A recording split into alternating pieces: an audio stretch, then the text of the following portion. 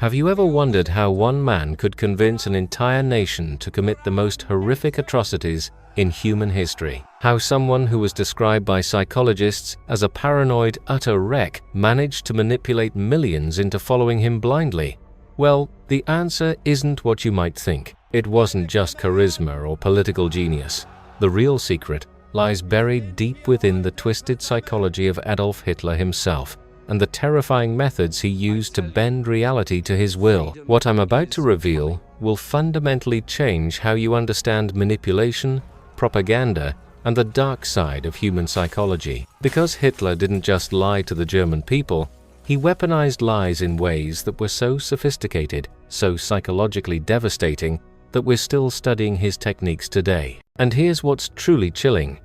These same psychological principles are being used right now, all around us, by politicians, advertisers, and manipulators who understand exactly how the human mind works. But before we dive into the mind of history's most notorious dictator, let me give you some context about just how groundbreaking this analysis really is. During World War II, the United States Office of Strategic Services commissioned a secret psychological report on Hitler. This wasn't just any report, it was a 229-page deep dive into the psyche of evil itself, conducted by some of America's most brilliant minds. What they discovered was so disturbing, so revealing about human nature, that parts of it remained classified for decades. The lead psychologist on this project was Walter Langer, and what he uncovered would predict Hitler's suicide with chilling accuracy. But more importantly, he identified the specific psychological mechanisms that allowed Hitler to control minds on an industrial scale. This report, along with modern psychological research, gives us an unprecedented window into how manipulation actually works at the deepest level of human consciousness. Now, I know what you're thinking. Why should we care about understanding Hitler's psychology? Isn't he just a monster from history? Well, here's the thing. The techniques he perfected didn't die with him. Understanding how his mind worked isn't just about history, it's about protecting ourselves from the manipulators who walk among us today. Because once you see these patterns, once you understand the psychology behind mass manipulation, you'll start recognizing it everywhere. The story I'm about to tell you spans decades of psychological research, secret government reports, and some of the most disturbing insights into human behavior ever documented. We're going to explore how a failed artist from Austria became the architect of humanity's darkest chapter. But more importantly, we're going to understand the specific psychological techniques he used to transform ordinary people into willing participants in genocide. This isn't just another history lesson about World War II. This is a masterclass in understanding the human psyche, and by the end of this series, you'll have insights that most people will never possess. You'll understand how lies can become more powerful than truth, how trauma can create monsters, and how ordinary people can be convinced to do extraordinary evil. Let's start where all monsters begin, in childhood. Because what happened to young Adolf Hitler in his formative years would create the psychological blueprint for one of history's most devastating manipulators. Adolf Hitler was born on April 20th, 1889, in the small Austrian town of Braunau am Inn. But this wasn't the birth of a future dictator. This was the birth of a victim. What happened to Hitler as a child was so psychologically damaging that it literally rewired his brain for manipulation and control. The family home where Hitler grew up has been described by psychologists as a prototype of a totalitarian regime, and that's not hyperbole. His father, Alois Hitler, was what we would recognize today as a classic abuser. Every single day, young Adolf was subjected to brutal beatings. We're not talking about occasional discipline. We're talking about systematic torture that would make Child Protective Services today intervene immediately. Alois would call his son not by his name, but by whistling for him like he was summoning a dog. The psychological humiliation was as devastating as the physical abuse. But here's where it gets really disturbing from a psychological perspective. At age 11, Hitler received a beating so severe that it nearly killed him. This wasn't just physical trauma. This was the moment when Hitler's psyche fractured in a way that would shape his entire worldview. According to psychological analysis, This is when Hitler learned his first and most important lesson about power, that violence works, that fear is the ultimate tool of control. His mother, Clara, was also a victim of Alois's violence.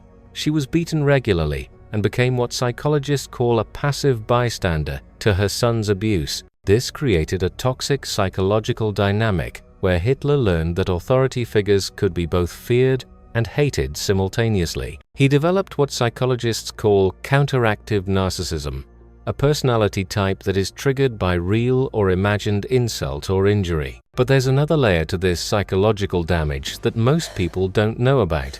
The year before Adolf's birth, Clara Hitler lost 3 children to diphtheria. This means that when Adolf was born, he was entering a household already devastated by grief and trauma. His mother, barely capable of forming warm relationships due to her own psychological damage, couldn't provide the emotional foundation that children need to develop healthy personalities. This combination of factors, the daily beatings, the psychological humiliation, the emotionally unavailable mother, and the authoritarian household structure, created what psychologists call a perfect storm for developing a manipulative personality. Hitler learned that the world was divided into those who had power and those who didn't, those who controlled through fear and those who lived in terror. Now, here's where modern psychology gives us incredible insights that weren't available during Hitler's time. What Hitler experienced wasn't just childhood abuse, it was what we now recognize as complex post-traumatic stress disorder. In 2003, psychiatrist Theodor Dorpat published groundbreaking research showing that many of Hitler's most dangerous personality traits, his volatility, his malice, his complete lack of empathy for human suffering, could be traced directly back to this childhood trauma. But trauma alone doesn't create monsters. Millions of children suffer abuse and don't become genocidal dictators.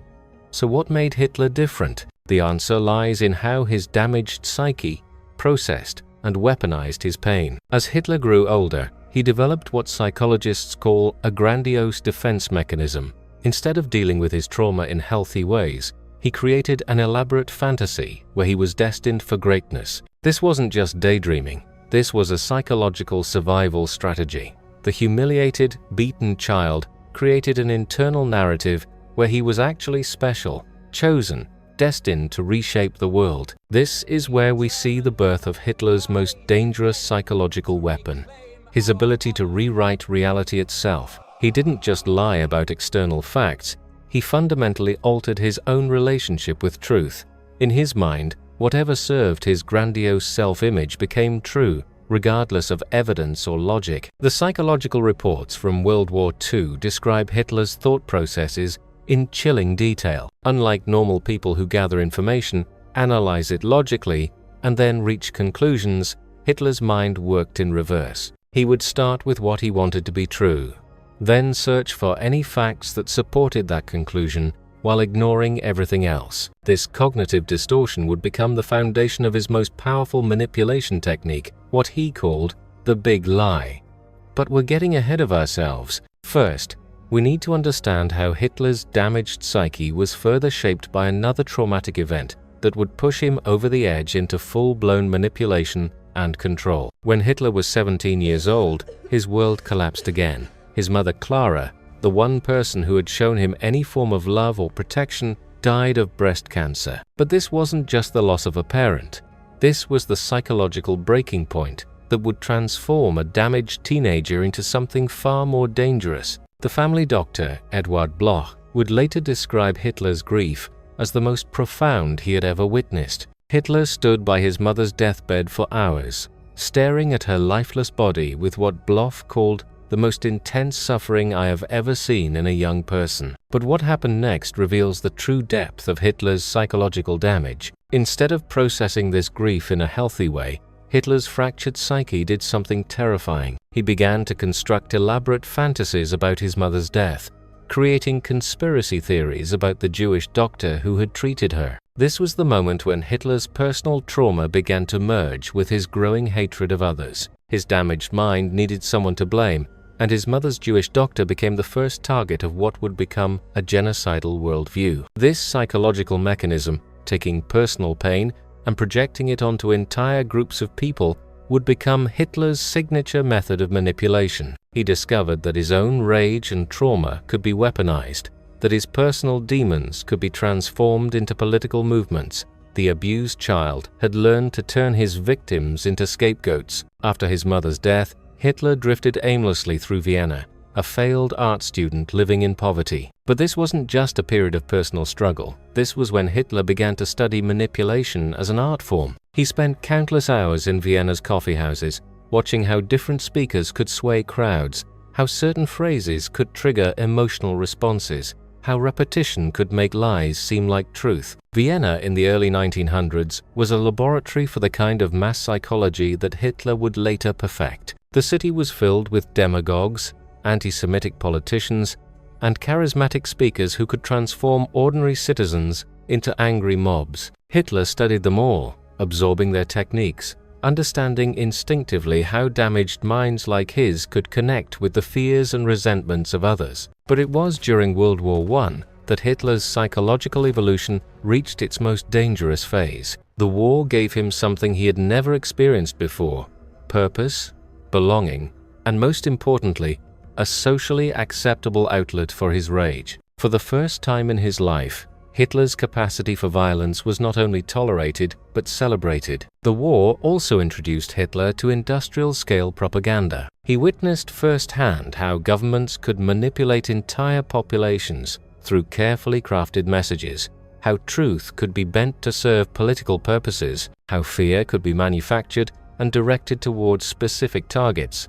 These lessons would become the foundation of everything he would later build. When Germany lost the war, Hitler experienced what psychologists recognize as a complete psychological break. The defeat wasn't just political for him, it was personal, a return to the helplessness and humiliation of his childhood. But instead of accepting reality, Hitler's damaged mind did something that would have catastrophic consequences for humanity. He began to construct an alternative version of events, one where Germany hadn't really lost, but had been betrayed by internal enemies. This wasn't just denial, this was the birth of what Hitler would call the stab-in-the-back myth, the idea that Germany's defeat was caused not by military failure, but by treachery from within. This psychological defense mechanism allowed Hitler to avoid confronting the reality of defeat, while simultaneously creating a target for his rage. The Jews, the communists, the socialists, they became the villains in Hitler's rewritten version of history. Here's where Hitler's psychology becomes truly dangerous.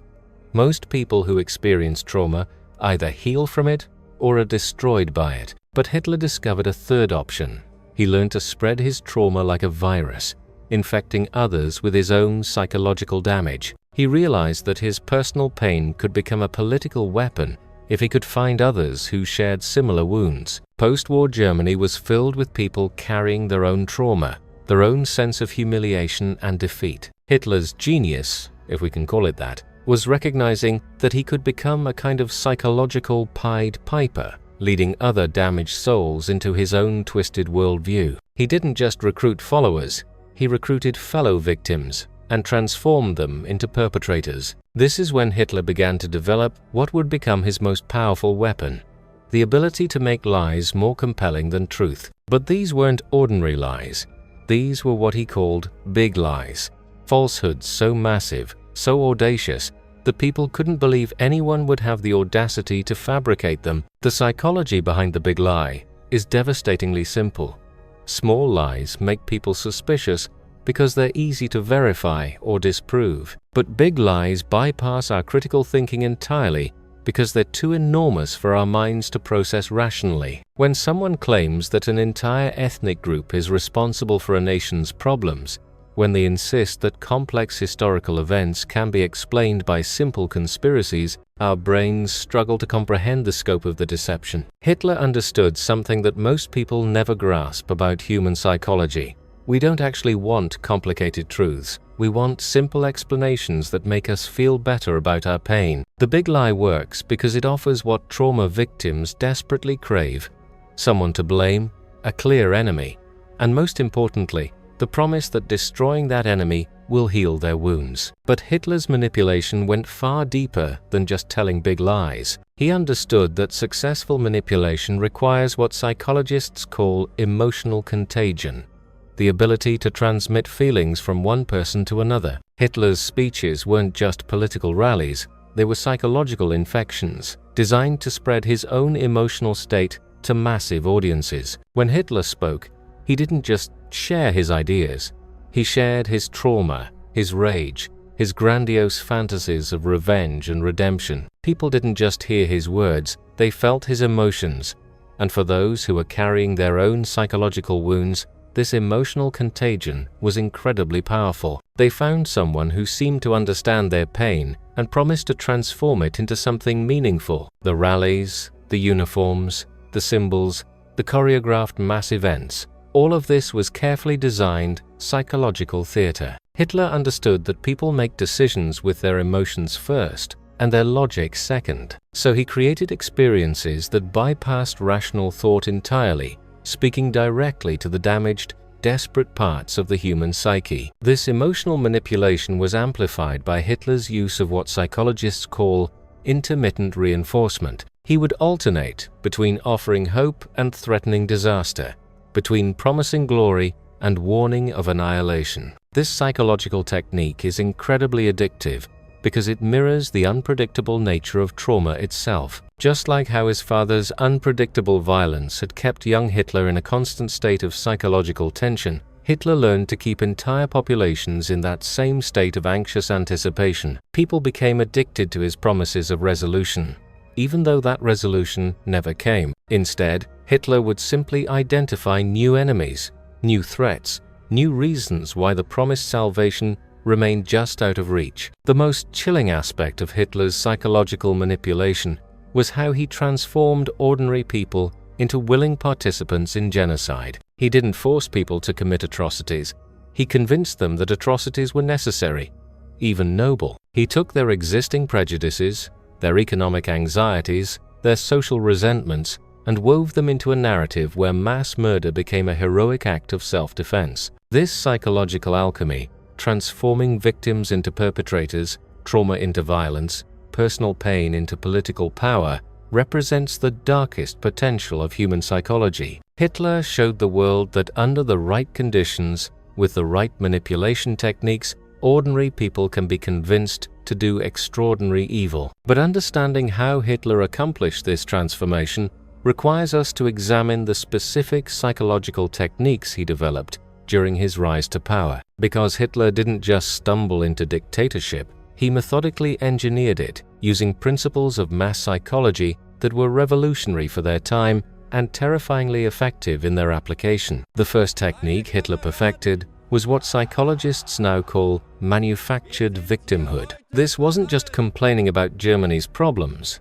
This was a sophisticated psychological operation designed to make an entire population feel simultaneously threatened and superior. Hitler understood that victimhood is one of the most powerful psychological states because it justifies any action taken in response. Think about this for a moment. When people feel like victims, they give themselves permission to do things they would never normally consider. Hitler weaponized this psychological reality by constantly telling Germans that they were under attack, that their very existence was threatened, that they were fighting for survival itself. But here's the truly insidious part. He simultaneously told them they were racially superior, destined to rule the world. This created what psychologists call cognitive dissonance on a national scale. How can you be both a victim and a master race at the same time? The answer is that your enemies must be incredibly powerful and incredibly evil. They must be controlling banks, governments, and media while secretly plotting your destruction. This psychological framework made any action against these supposed enemies seem not just justified, but heroic. Hitler's propaganda machine didn't just spread these ideas, it embedded them into the fabric of daily life. Every conversation, every newspaper article, every radio broadcast reinforced the same psychological theme. Germans weren't just hearing propaganda occasionally, they were living inside a manufactured reality where these distorted beliefs seemed to be confirmed everywhere they looked. The psychological term for this is confirmation bias on steroids. Hitler created an information ecosystem where people only encountered evidence that supported his worldview. Contradictory information wasn't just censored, it was reframed as proof of the conspiracy.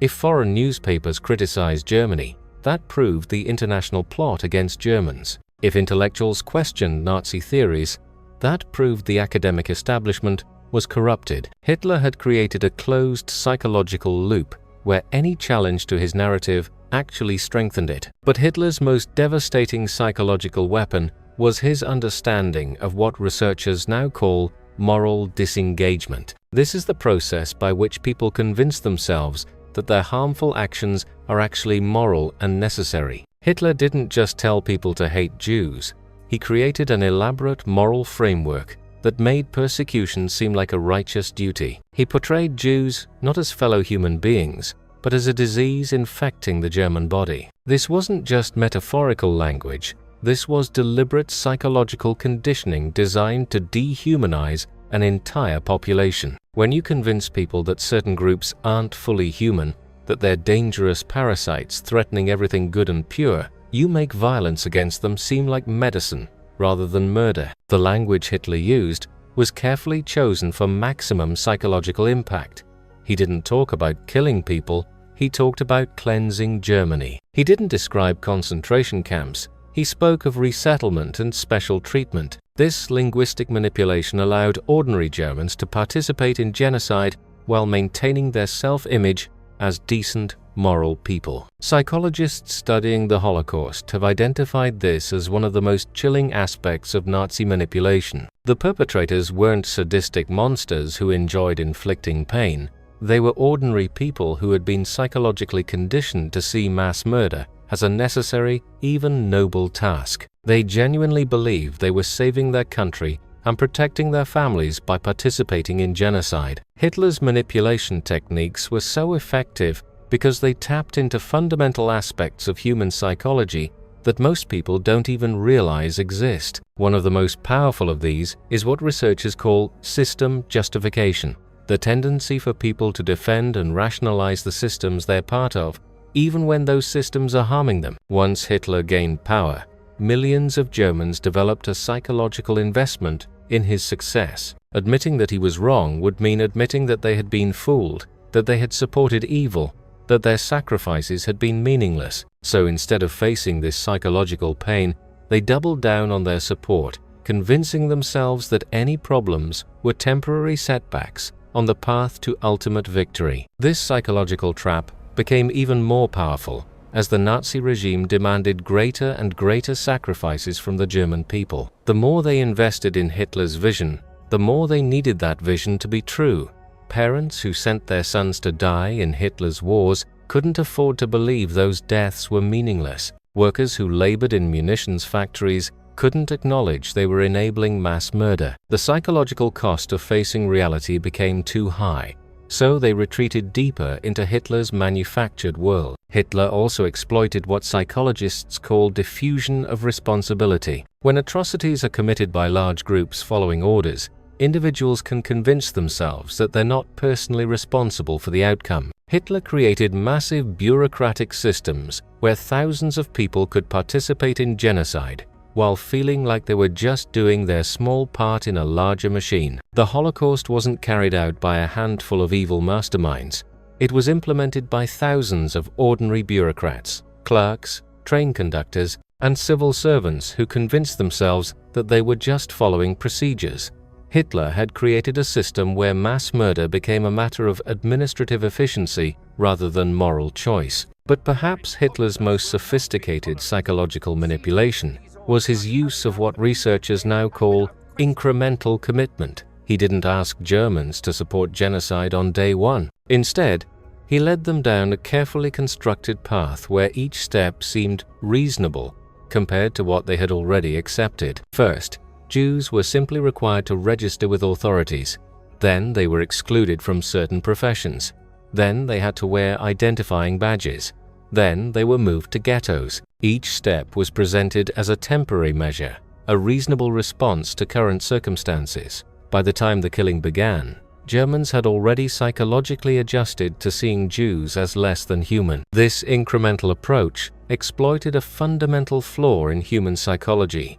We judge new information not against absolute moral standards, but against what we've already come to accept as normal. Once Hitler shifted the baseline of what seemed acceptable, he could keep moving that line further and further into territory that would have been unthinkable at the beginning. The psychological research on this phenomenon is deeply disturbing because it suggests that almost anyone can be led down this path under the right conditions. Studies like Stanley Milgram's obedience experiments and Philip Zimbardo's Stanford prison experiment have shown that ordinary people can be induced to inflict serious harm on others when the psychological conditions are properly arranged. Hitler understood these psychological vulnerabilities instinctively, decades before scientists formally studied them. He knew that people want to belong, want to feel important, want to believe their lives have meaning. He offered all of these things, but the price was surrendering critical thinking and moral autonomy to his vision of the world. The Nazi rallies weren't just political events, they were carefully orchestrated psychological experiences designed to overwhelm individual reasoning with group emotion. The massive crowds, the coordinated chanting, the dramatic lighting, the powerful symbols, all of this was intended to create what psychologists call collective effervescence, a state where people lose their individual identity and become part of something larger and seemingly more powerful than themselves. In these moments of collective euphoria, people made psychological commitments that they would later find difficult to abandon. They didn't just agree with Hitler's ideas intellectually, they experienced them emotionally, viscerally, as part of their core identity. This made questioning those ideas feel like questioning themselves, which most people find psychologically unbearable. Hitler also exploited what researchers call social proof, the tendency for people to determine what's correct by looking at what others are doing. When millions of Germans appeared to support the Nazi regime, it created the illusion that this support was universal and natural. People who might have questioned Nazi policies in isolation found themselves doubting their own judgment when surrounded by apparent consensus. But this consensus was largely manufactured through a combination of propaganda, intimidation, and what psychologists call pluralistic ignorance. Many Germans privately had doubts about Nazi policies, but because they saw no public expression of these doubts, they assumed they were alone in their concerns. This created a spiral of silence where dissent was invisible even when it was widespread. Hitler's regime was masterful at creating the appearance of unanimous support while systematically suppressing any visible opposition. People who spoke out disappeared, but their disappearance was rarely acknowledged publicly. Instead, the regime created an atmosphere where questioning the system seemed not just dangerous, but pointless because everyone else appeared to be on board. This psychological isolation made resistance seem futile, while collaboration seemed inevitable. People convinced themselves that they had no choice but to go along with the system, that their individual actions couldn't make a difference anyway. This learned helplessness became self-reinforcing, creating exactly the kind of passive population that authoritarian regimes need to survive. The most chilling aspect of Hitler's psychological manipulation was how it transformed the moral landscape itself. He didn't just convince people to do evil things, he convinced them that evil things were actually good. Under his influence, compassion became weakness, tolerance became betrayal, and mass murder became patriotic duty. This moral inversion was achieved through a process psychologists call euphemistic labeling. Hitler created a complete alternative vocabulary that disguised the true nature of Nazi actions. Genocide became racial hygiene, concentration camps became protective custody, mass murder became the final solution.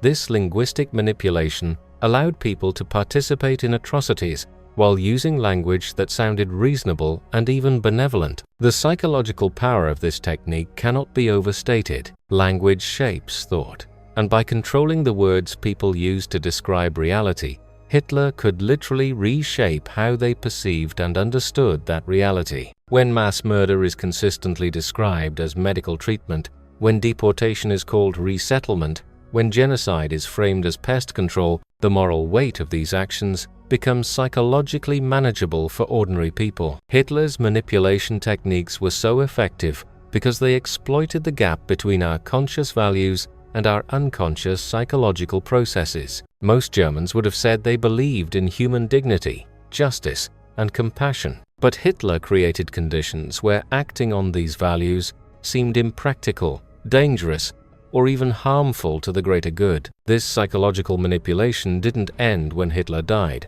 The techniques he perfected have been studied, refined, and adapted by manipulators throughout history. Understanding how his mind worked isn't just about comprehending the past, it's about recognizing these same patterns when they appear in our own time. Because the uncomfortable truth is that the psychological vulnerabilities Hitler exploited haven't disappeared. They're still there, waiting to be triggered by anyone who understands how the human mind really works. The capacity for manipulation, for mass delusion, for ordinary people to commit extraordinary evil remains as potent today as it was in 1932 Germany. The question that should terrify us all is this: if Hitler's psychological techniques were so effective in the 1932, how much more powerful would they be today, with modern technology amplifying their reach, social media algorithms that create echo chambers, artificial intelligence that can personalize propaganda to individuals' psychological profiles, and communication platforms that can spread lies faster than truth can be verified. But let's get back to Hitler's story, because understanding his complete psychological evolution reveals patterns we desperately need to recognize. After World War I, Hitler didn't immediately become the master manipulator we know from history. There was a critical period where his damaged psyche was still forming its final, most dangerous configuration. In 1919, Hitler was assigned to monitor political groups in Munich for the German army. This wasn't because he was seen as leadership material, quite the opposite. His superiors viewed him as unremarkable, even pathetic. One evaluation described him as having no leadership qualities whatsoever, but this assignment would become the catalyst that transformed a broken, bitter veteran into something far more dangerous. It was during this monitoring work that Hitler first encountered the German Workers' Party, a tiny political group with fewer than 60 members. But something extraordinary happened when Hitler attended one of their meetings. For the first time since childhood, he found himself in an environment where his rage, his conspiracy theories, his grandiose fantasies were not just tolerated but welcomed. This was Hitler's psychological breakthrough moment. The damaged child who had learned that violence was power, the failed artist who had constructed elaborate theories about betrayal and conspiracy, suddenly discovered that his personal demons could become political assets. His trauma wasn't a weakness to be hidden, it was a weapon to be wielded. When Hitler gave his first speech to this small group, something remarkable happened. The audience didn't just listen to his words, they felt his emotional intensity. His personal pain became their shared experience. This was when Hitler discovered his most potent psychological weapon, the ability to take his individual trauma and make it collective, transforming personal wounds into political movements. The psychology behind this transformation is crucial to understand. Hitler wasn't just sharing ideas, he was performing his own psychological damage in front of others. When he spoke about betrayal, his audience heard the authentic pain of someone who had genuinely felt betrayed. When he described humiliation, people recognized the real anguish of someone who had been truly humiliated. This authenticity made his lies incredibly compelling because the emotions behind them were genuine. But here's where Hitler's psychological evolution becomes truly sinister. He began to realize that his most effective speeches weren't when he was calm and rational, but when he was on the edge of psychological breakdown. His most powerful moments came when he allowed his damaged psyche to surface completely, when he stopped hiding his trauma and instead weaponized it. Hitler's story is a terrifying reminder that monsters aren't born in shadows. They're forged in trauma and shaped by the choices they make in response to that pain. The techniques he perfected didn't die with him in that Berlin bunker.